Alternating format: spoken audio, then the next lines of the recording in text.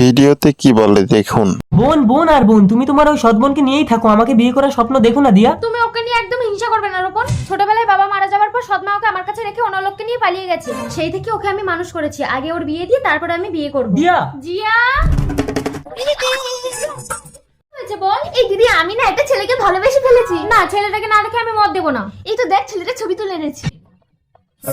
কি হলো দিদি, তুই কি ছেলেটাকে চিনিস? ছেলেটা তোকে ভালোবাসে। আমি ওকে লজ্জায় বলতে পারিনি, তুই একটু বলে দিবি? আল্লাহর ছবির জন্য তো সবাই লাইক সাবস্ক্রাইব করে। দেখি আজকে মা বাবাকে কয়জনে ভালোবাসে। যদি মাকে ভালোবেসে থাকো ভিডিওতে লাইক দিয়ে চ্যানেলটা সাবস্ক্রাইব করে দাও। আর যদি দুজনকে ভালোবেসে থাকো কমেন্টে আই লাভ ইউ বাবা মা লিখে যাও। লাইক সাবস্ক্রাইব না করলে বুঝবো তুমি তোমার বাবা মাকে ভালোবাসো না।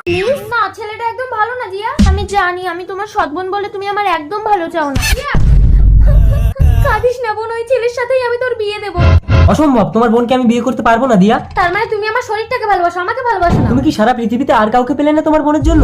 আমার বোন যা চায় আমি তাই দেই। আজ সন্ধ্যার মধ্যে বর্ষা যে তুমি আমার বোনকে যদি না বিয়ে করতে আসো তাহলে তুমি আমার মৃত্যুর খবর শুনবে।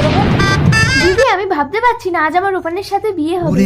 আমি আমার সর্বস্ব দিয়ে তোকে খুশি করতে চাইবো। কিন্তু নিজের হাসি বন্ধ করে কাউকে খুশি করার দরকার নেই। তার মানে তুমি আমাকে ভালোবাসো না রূপন? এই তাড়াতাড়ি বসো, বিয়ের লগ্ন বয়ে যাচ্ছে। দাঁড়াও, এ বিয়ে হবে না। মা, ছোটবেলায় বাবা মারা যাবার পরে তুমি আমাকে এই দিদির কাছে রেখে অন্য লোক নিয়ে পালিয়ে গেছিলে। সেদিন থেকে দিদি আমাকে মানুষ করে একটা ছেলে থেকে বিয়ে দিচ্ছে, আর তুমি কোন সাহসে এসে বিয়েটা আটকাচ্ছ? আমি যতদিন এই বাড়িতে ছিলাম ততদিন ওর উপর অত্যাচার করেছি, কিন্তু তুই তোকে জীবন্ত লাশ বানিয়ে দিচ্ছিস জিয়া। মানে তোকে খুশি করার জন্য দীপা নিজের ভালোবাসাকে তোর হাতে তুলে দিচ্ছে। না না, পাত্র পাত্রীর অমতে বিবাহ নিষিদ্ধ। দাঁড়া, বিয়ে হবে। দিদি, মালাটা ধর। নাও জামাই বাবু, নিজে বুঝে নাও। এ তো রাজ্যটক, যদি হৃদয়ং মামা।